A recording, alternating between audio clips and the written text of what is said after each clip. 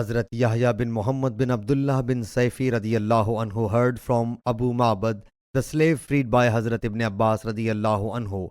When the Prophet sallallahu alaihi wasallam dispatched Hazrat Muaz bin Jabal radiyallahu anhu toward Yemen as a governor, he sallallahu alaihi wasallam said to him, "You are going to a folk who are the people of the book.